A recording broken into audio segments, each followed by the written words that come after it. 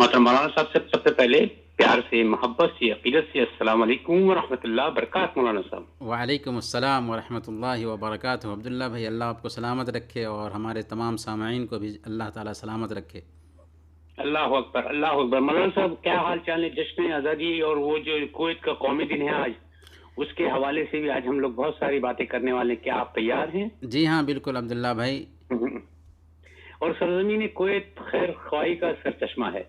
جی اگر ہاں یہ موضوع آپ کو دوں تو اس پہ کتنی دیر تک بول سکتے ہیں مولانا صاحب؟ جی عبداللہ بھائی، کویت ہمارا وطن ثانی ہے، جہاں ہم برسر روزگار ہیں۔ اللہ کا شکر ہے کہ آج یہ ملک آزاد ہے اور خیر کے کاموں میں ہر اول دستہ شمار کیا جاتا ہے۔ اس لیے ضروری ہے کہ کویت میں جو خیر ہے اس خیر کو اجاگر کیا جائے۔ سرزمین کویت خیر و بھلائی کا سرچشمہ ہے۔ کویت میں خیر کا جو پہلو ہے اسے اجاگر کرنا اس لیے بھی ضروری ہے تاکہ ہم جان سکیں کہ جس ملک میں ہم رہتے ہیں یہاں کیا کیا خیر پایا جاتا ہے۔ جی عبداللہ بھائی۔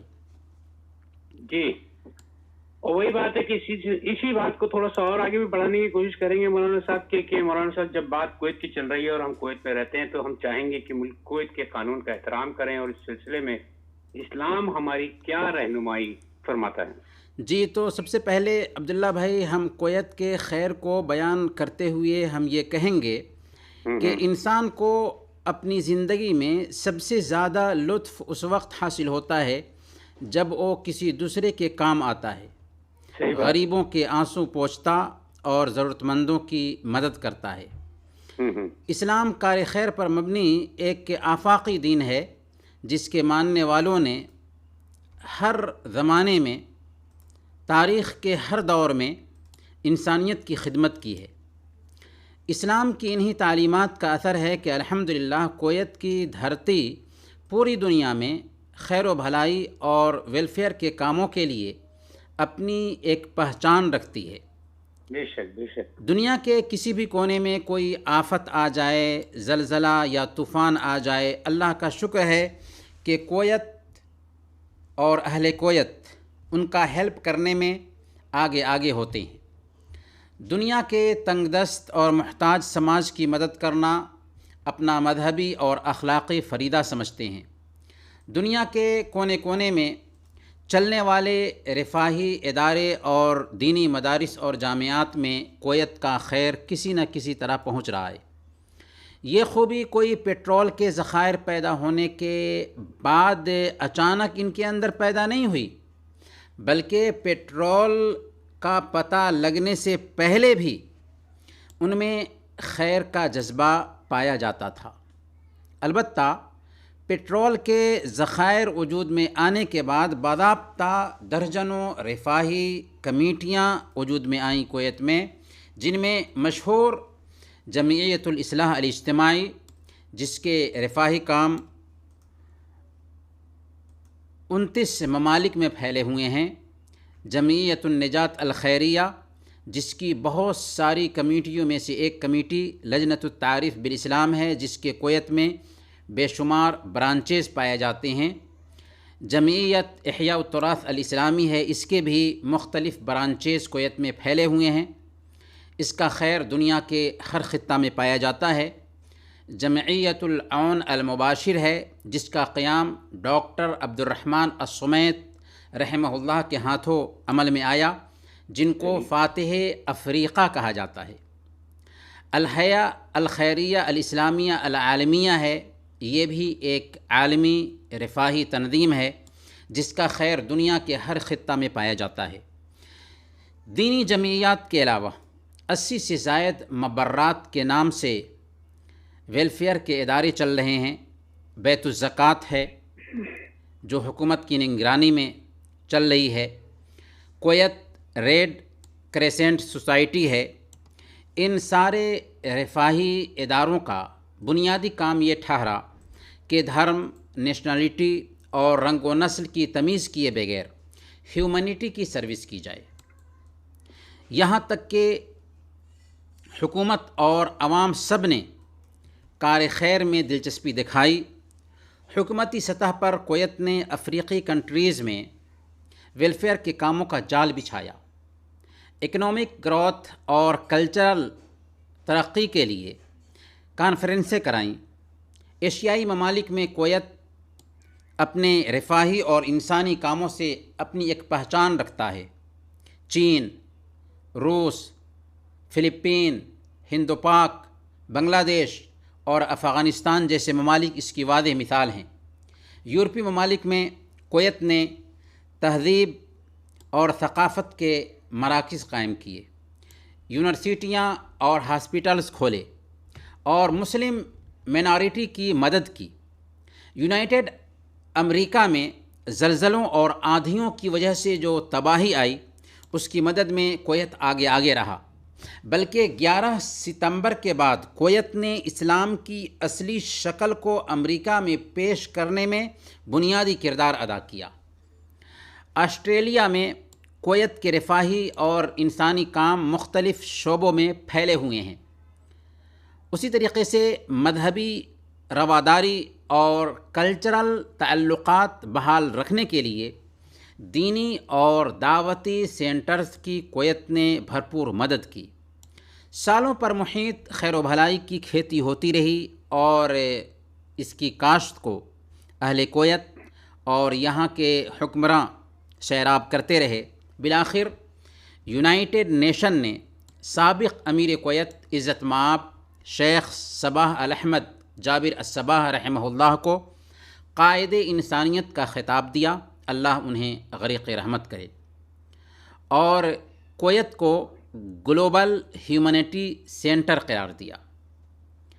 اندرون کویت اگر آپ یہاں کے خیر کا جائزہ لینا چاہیں تو آپ کو پتہ چلے گا کہ اہل کویت میں خیر کے کاموں کے لیے اپنی زمینیں وقف کرنے کا بہت زیادہ رجحان پایا جاتا ہے۔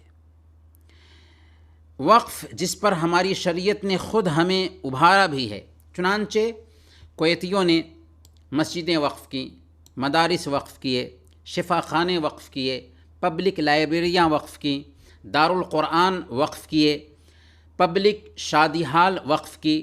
آج کویت کی اکثر مسجدیں کسی نہ کسی کویتی کے نام سے موسوم ہیں، کیونکہ انہی کی زمین ہے اور انہوں نے ہی اسے بنایا ہے۔ کویت کے ہر علاقہ میں دارالقرآن قائم ہے، جہاں تعلیم بالغاں کا انتظام کیا گیا ہے۔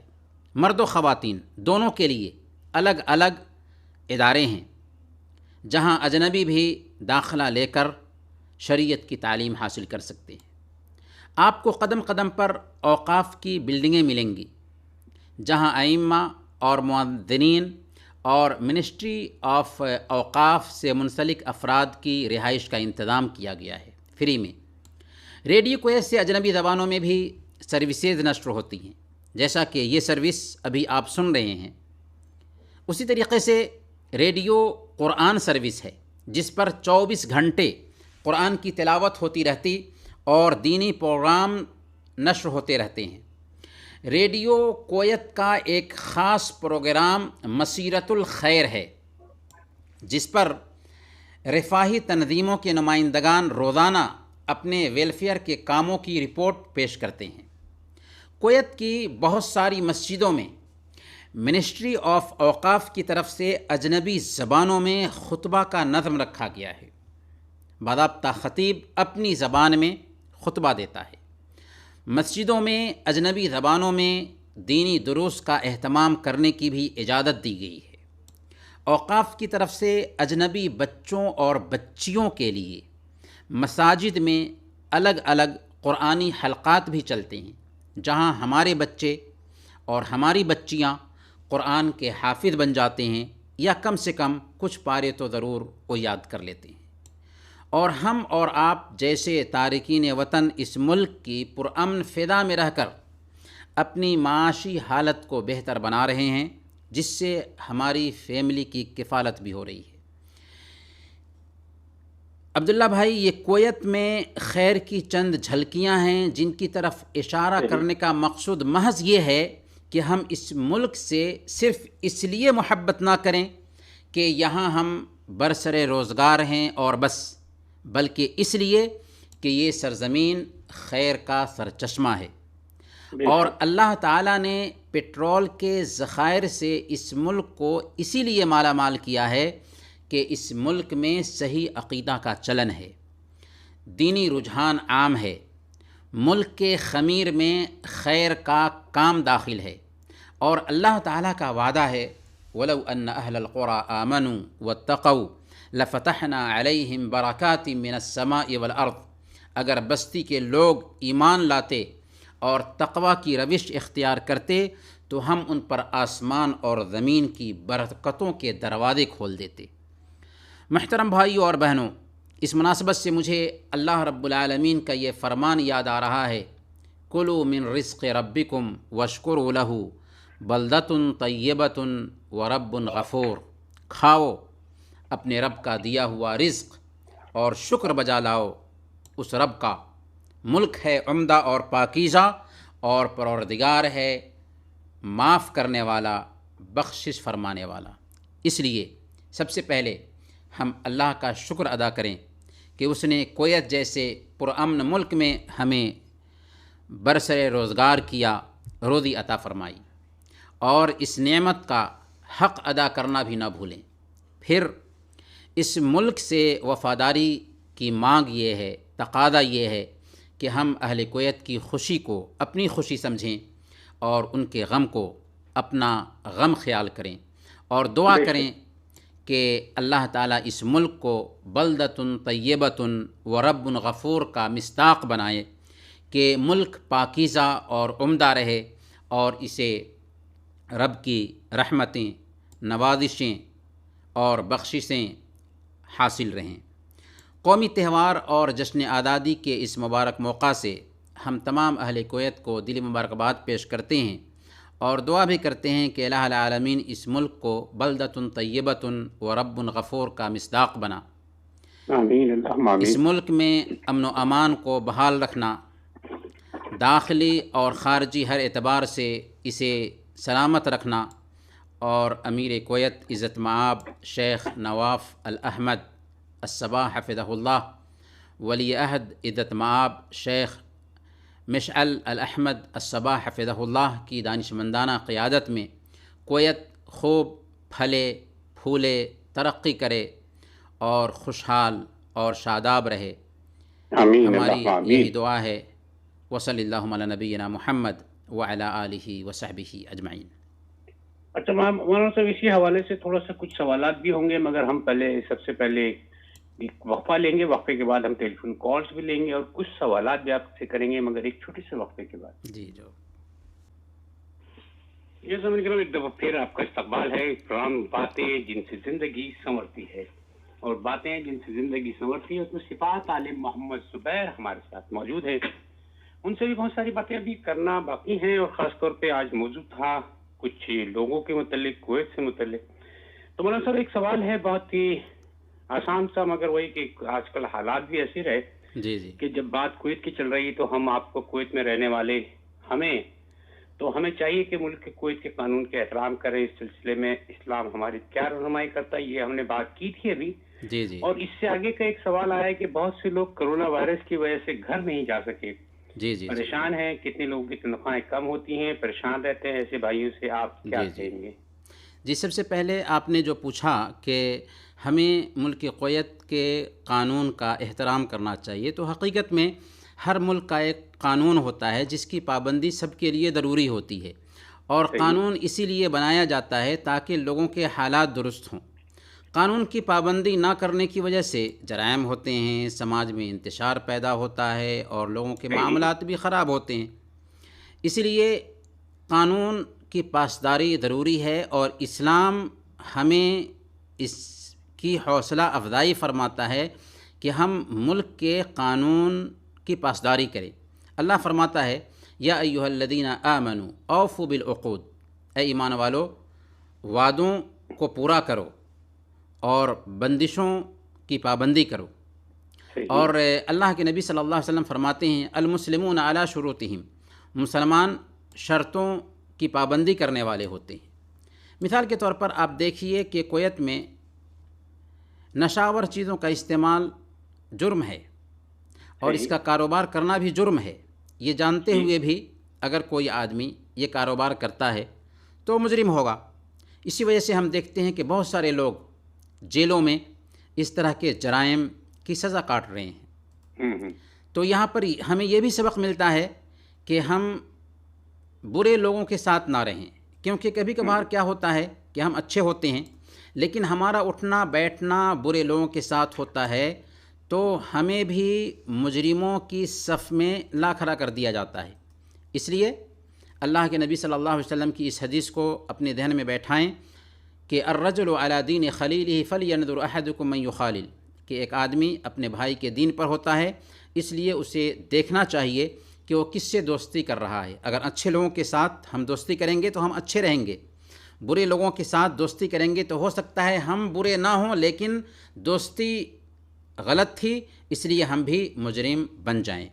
دوسری بات جو آپ نے عرض کی ہے عبداللہ بھائی کہ کرونا وائرس کی وجہ سے بہت سارے لوگ جو گھر نہیں جا سکے اور بہت سارے لوگوں کی تنخواہیں بھی کم ہوتی ہیں تو وہ پریشان رہتے ہیں، تو ایسے بھائیوں سے ہم یہ عرض کریں گے کہ آپ کویت میں کمانے کے لیے آئے ہیں اور آپ کرونا کی وجہ سے ایک عرصہ سے اگر اپنے گھر نہ جا سکے ہیں تو اس میں بھی اللہ کی حکمت ہوگی، اس لیے پریشان نہ ہوں.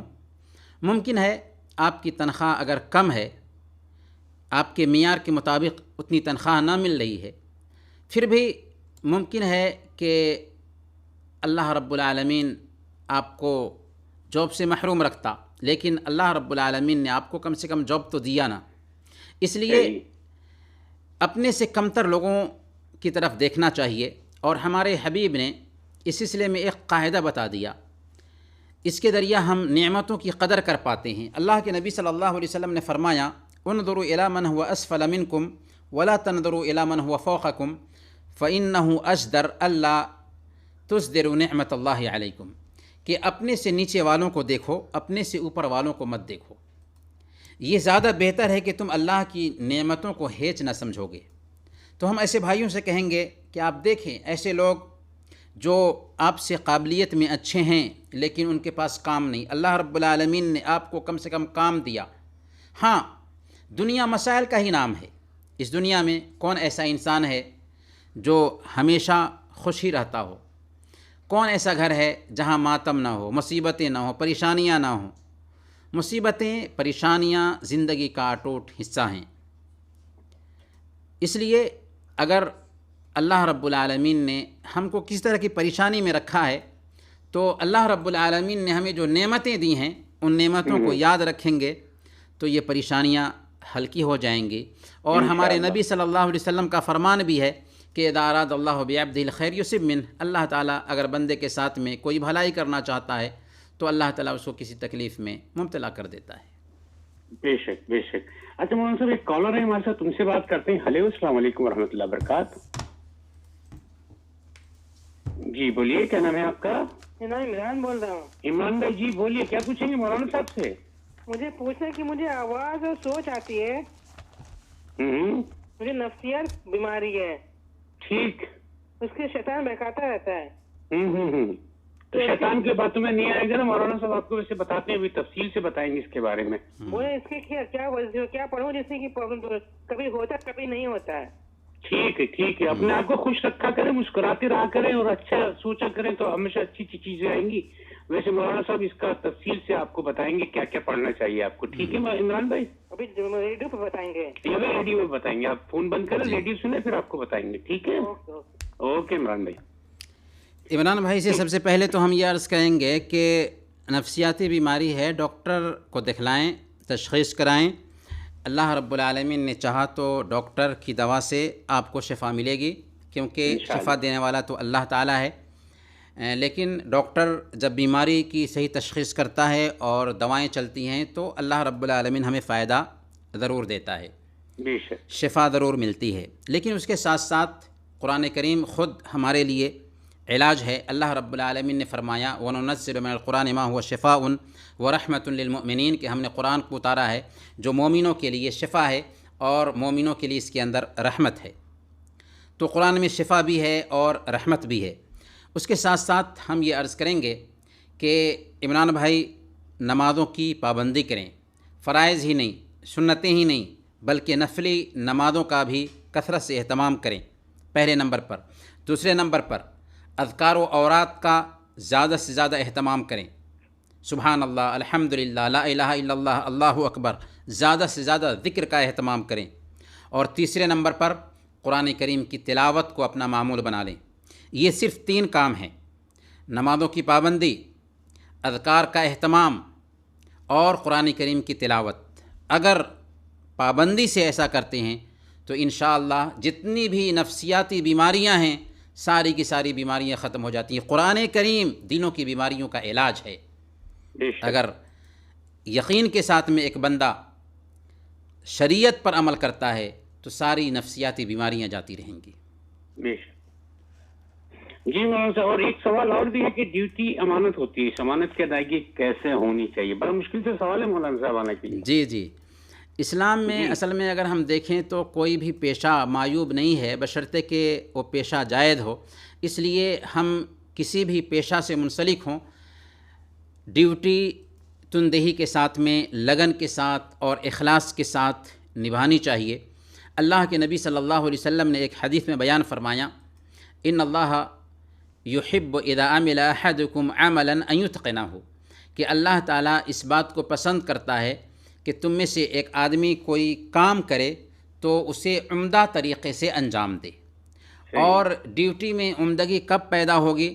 جب کہ ہمارے اندر اخلاص پایا جائے، دیانت داری کا جذبہ ہو، ذمہ داری کو ذمہ داری سمجھیں۔ اور امانت دار ملازم وہ ہوتا ہے جو وقت کا پابند ہوتا ہے، وقت پر ڈیوٹی پہنچتا ہے اور اس کے پاس کاموں کی ٹھوس پلاننگ ہوتی ہے، روزانہ کے کاموں کی چارٹ بنا کر ترتیب سے اپنے کاموں کو نمٹانے کی کوشش کرتا ہے، لگن سے کام کرتا ہے، ڈیوٹی کے اوقات میں اپنے ذاتی کاموں کی طرف دھیان نہیں دیتا۔ اسی طریقے سے کمپنی، آفس یا کفیل کے جو املاک ہیں ان کو امانت سمجھتا ہے، خیانت نہیں کرتا۔ اگر اس انداز میں ہم نے کیا تو واقعی ہم ڈیوٹی کی امانت کو ادا کر رہے ہیں۔ صحیح۔ اچھا مولانا صاحب، ایک عجیب سا سوال ہے کہ کیا خضر علیہ السلام ابھی زندہ ہیں؟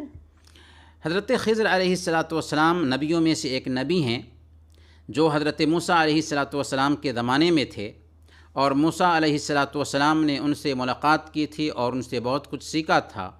اور واقعی حضرت خضر علیہ السلام نبی تھے، کیونکہ جو پیغام دیا تھا حضرت موسیٰ علیہ السلام کو حضرت خضر علیہ السلام نے، اس میں یہ کہا تھا کہ وما فعلت عن امری، کہ ہم نے جو کچھ بھی کیا ہے اپنی طرف سے نہیں کیا۔ اس سے پتہ چلتا ہے کہ حضرت خضر علیہ السلام کو وحی آتی تھی، وہ نبی تھے۔ البتہ خضر علیہ السلام ابھی زندہ نہیں ہیں، کیونکہ اللہ تعالیٰ نے قرآن کریم میں بیان فرمایا کہ وما جعلنا لبشر من قبلک الخلد، کہ ہم نے آپ سے پہلے کسی بھی انسان کو بقائے دوام نہیں بخشا، یعنی کوئی بھی انسان اس دھرتی پر ہمیشہ رہنے والا نہیں بن کر آیا۔ اور صحیح بخاری اور مسلم کی ایک حدیث میں اللہ کے نبی صلی اللہ علیہ وسلم نے ارشاد فرمایا تھا کہ زمین کی سطح پر جو لوگ بھی آج موجود ہیں، 1 صدی گزرنے کے بعد ان میں سے کوئی بھی باقی نہیں رہے گا۔ یعنی اللہ کے نبی صلی اللہ علیہ وسلم نے کہا تھا کہ ابھی اس سرزمین پر جو لوگ بھی پائے جاتے ہیں 1 صدی گزرنے کے بعد کوئی بھی باقی نہیں رہے گا، اور واقعی ایسا ہی ہوا۔ گویا کہ حضرت خضر علیہ السلام اگر زندہ ہوتے تو اللہ کے نبی صلی اللہ علیہ وسلم کے پاس ضرور آتے، کیونکہ اللہ کے نبی صلی اللہ علیہ وسلم تو ساری انسانیت کے لیے نبی بنا کر بھیجے گئے تھے۔ تو اس سے پتہ یہ چلتا ہے کہ حضرت خضر علیہ السلام کو جیسے انسانوں کو موت آتی ہے ویسی ہی ان کو بھی موت آ چکی ہے۔ صحیح۔ اچھا، ایک اور تھوڑا سا آسان سا سوال ہے مگر اس کا جواب شاید تھوڑا سا لمبا، کیا قرآن کا ترجمہ پڑھنے سے قرآن پڑھنے کا ثواب ہوگا؟ یعنی ہم جیسے چاہیں کہ قرآن کو اردو میں پڑھ لیں جی، تو اس کا بھی ثواب قرآن پڑھنے کے برابر ہوگا؟ جی عبداللہ بھائی، اللہ تعالیٰ نے سورہ القمر میں 4 جگہ پر فرمایا ہے وَلَقَدْ يَسَّرْنَا الْقُرْآنَ لِلذِّكْرِ فَهَلْ مِن مُدَّكِرٍ، کہ ہم نے اس قرآن کو نصیحت کے لیے آسان کیا ہے، کیا ہے جو نصیحت قبول کرے؟ گویا کہ قرآن کریم آسان ہے اور یہ اس لیے اترا ہے تاکہ اس کو سمجھا جائے۔ اللہ فرماتا ہے لیدبروا آیاتہ، تاکہ لوگ اس کی آیتوں پر غور کریں۔ لہذا اگر کوئی آدمی قرآن کریم کو ترجمہ کے ساتھ پڑھتا ہے تو اچھی بات ہے، لیکن صرف اگر ترجمہ پڑھتا ہے تو اس میں بھی اس کو ثواب ضرور ملنے والا ہے، پر اس کو قرآن کی تلاوت کا ثواب نہیں ملے گا، کیونکہ قرآن کی تلاوت کا ثواب الگ ہے اور قرآن کو ترجمہ کے ساتھ پڑھنے کا ثواب الگ ہے۔ ترجمہ کے ساتھ پڑھتا ہے کوئی آدمی تو اس میں بھی ثواب ہے، لیکن تلاوت کا ثواب اس کو نہیں ملے گا۔ ترجمہ پڑھنے سے تلاوت کا ثواب نہیں ملے گا۔ پر یہاں پر ہم یہ عرض کریں گے کہ یہ بہت محرومی کی بات ہوگی کہ ہم صرف قرآن کریم کا ترجمہ پڑھیں، ہمیں اللہ کے کلام کو پڑھنا نہ آتا ہو، اللہ تعالیٰ نے ہمیں 60 سال اور 70 سال کی زندگی دی ہو، اور اتنی مدت میں اللہ رب العالمین نے انسانوں کے لیے جو ایک کتاب اتاری، اس کتاب کو پڑھنے اور سیکھنے کے لیے ہم وقت نہ نکال سکیں تو یہ بہت بڑی محرومی کی بات ہوگی۔ مجھے یاد آتا ہے عبد الملک القاسم نے ایک کتاب لکھی ہے رسالۃ الی وافد، تارکین وطن کے نام پیغام۔ اس میں انہوں نے ایک قصہ لکھا کہ ایک تارک وطن تھا جو بر کے علاقے میں کام کرتا تھا، اسے پڑھنا نہیں آتا تھا، لکھنا بھی نہیں آتا تھا، لیکن اس کو شوق پیدا ہوا کہ وہ نماز روزے کا طریقہ سیکھے، چنانچہ اس نے نماز کا طریقہ سیکھ لیا۔ پھر اس کے اندر شوق پیدا ہوا کہ وہ قرآن پڑھنا سیکھے، یہاں تک کہ اس نے قرآن پڑھنا سیکھ لیا۔ پھر اس کے اندر شوق پیدا ہوا کہ وہ قرآن کو یاد کرے، یہاں تک کہ اس نے قرآن کو یاد کر لیا، حفظ کر لیا، قرآن کا حافظ بن گیا۔ تو ایسا کیسے ہو سکا؟ صرف اس بنیاد پر کہ اس نے سمجھا کہ اللہ کی کتاب ہے، اسے ہمیں پڑھنا چاہیے۔ تو ہم ایسے بھائیوں سے، ایسی بہنوں سے عرض کریں گے جو قرآن کا ترجمہ پڑھنے کے خواہش مند ہیں اور قرآن پڑھنا نہیں جانتے، کوشش کر کے قرآن کریم کی زبان بھی سیکھیں، کیونکہ یہ بہت بڑی محرومی کی بات ہوگی کہ اللہ تعالیٰ نے ہمیں اتنی عمر دی اور اتنی عمر پانے کے باوجود بھی ہم اللہ کے کلام کو اس کی زبان میں پڑھنا نہ جانتے ہوں۔ جی مولانا صاحب، بات کو تھوڑا سا اور آگے بڑھائیں گے، اور بات آگے بڑھانے سے پہلے سامعین کرام آپ کو یہ بتاتے چلیں مولانا صفات علی محمد زبیر ہمارے ساتھ موجود ہیں، اور مولانا صاحب سے ایک کالر ہے مولانا صاحب، پہلے ان کو لیتے ہیں، اس کے بعد بات کرتے ہیں۔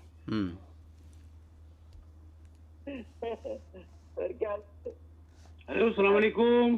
وعلیکم السلام ورحمۃ اللہ۔ فیاض بھائی کیا حال چال ہے آپ کے، کیسے ہیں؟ ارے عبداللہ میں تمہارا 2 گھنٹے سے پورا سن رہا ہوں ریڈیو میں۔ کیا بات ہے، واہ واہ واہ واہ واہ۔ آپ کا بڑا اچھا چل گیا مشورہ میں، ماشاء اللہ بڑا اچھا چلا۔ کرونا بھی گیا نہیں، یہ یاد رکھیے گا، احتیاط بہت ضروری کر دیا۔ پھر میں مولانا صاحب سے بھی بات بولتا ہوں۔ جی جی، تو آپ تو بہت اچھا جو لگا، آپ کا جو مشورہ کیا بہت مزہ آ گیا۔ تو مولانا صاحب سے کیا پوچھیں گے اس وقت سوال؟ ہاں، السلام علیکم مولانا صاحب۔ وعلیکم السلام ورحمۃ اللہ۔ اور میں بول رہا تھا، یہ بتائیے ریاض الجنہ جنت میں ایسے زمین سے کون سی اوپر چیز جائے گی؟ جنت ریاض الجنہ مدینہ شریف میں ہے، وہاں پہ یہ اٹھا جائے گا کیا؟ اور یہ خانہ کعبہ زمین سے چلے جائے گا اوپر آسمان میں؟ یہ پوچھنے کا تھا میں۔ بس ٹھیک ہے، ابھی بتا دیں گے مولانا صاحب آپ کو، ٹھیک ہے؟ ہاں بھائی، یہ بتا دیجیے۔ بہت شکریہ آپ کا، بہت شکریہ۔ جی فیاض بھائی، یاد رکھیں اللہ کے نبی صلی اللہ علیہ وسلم نے بیان فرمایا کہ ما بین بیتی و ممبری روضۃ من ریاض الجنہ، میرے گھر اور میرے ممبر کے بیچ جنت کی کیاریوں میں سے ایک کیاری ہے، جنت کے باغیچوں میں سے ایک باغیچہ ہے۔ اور آج ہم ریاض الجنہ کو جانتے ہیں، مسجد نبوی میں ہے، اور وہاں پہ جا کر کے ایک بندے کو نماز پڑھنا چاہیے، لیکن یہ جنت میں کس طریقے سے جائے گا؟ اللہ رب العالمین نے ہمیں اتنا علم نہیں دیا ہے کہ ہم اس کی قیاس آرائی کر سکیں، اللہ تعالیٰ قرآن میں فرماتا ہے وما اوتیتم من العلم الا قلیلا، تمہیں بہت کم علم دیا گیا ہے۔ مومن کے بارے میں اللہ رب العالمین نے کیا فرمایا؟ یؤمنون بالغیب، غیب پر ایمان رکھتے ہیں۔ تو ایمان کا یہ تقاضا ہے کہ غیب کی جو چیزیں ہیں ان چیزوں پر ایمان رکھا جائے۔ بہت بہت شکریہ مولانا صاحب۔ آخر میں چلتے دعا تھوڑی سی۔ اللہ تعالیٰ سے آخر میں ہم دعا کرتے ہیں کہ الہ العالمین تو کویت کو آباد اور شاداب رکھنا۔ الہ العالمین ہم لوگ گناہ گار ہیں، ہمارے گناہوں کو معاف فرما دینا۔ الہ العالمین جو لوگ پریشان حال ہیں ان کی پریشانی کو دور فرما۔ الہ العالمین جو لوگ بیمار ہیں اگرچہ ان کی بیماری مایوس کن کیوں نہ ہو، الہ العالمین انہیں شفائے عاجلہ کاملہ نصیب فرما۔ الہ العالمین جو لوگ اس دنیا سے گزر چکے ہیں، الہ العالمین ان کی قبر کو نور سے بھر دے، انہیں جنت الفردوس میں جگہ نصیب فرما، اور ہم سب کو زندہ رکھنا تو ایمان پر زندہ رکھنا، اور وفات دینا تو ایمان پر وفات دینا۔ ربنا تقبل منا انک انت السمیع العلیم وتب علینا انک انت التواب الرحیم، وصلی اللہم علی نبینا محمد وعلی آلہ وصحبہ اجمعین۔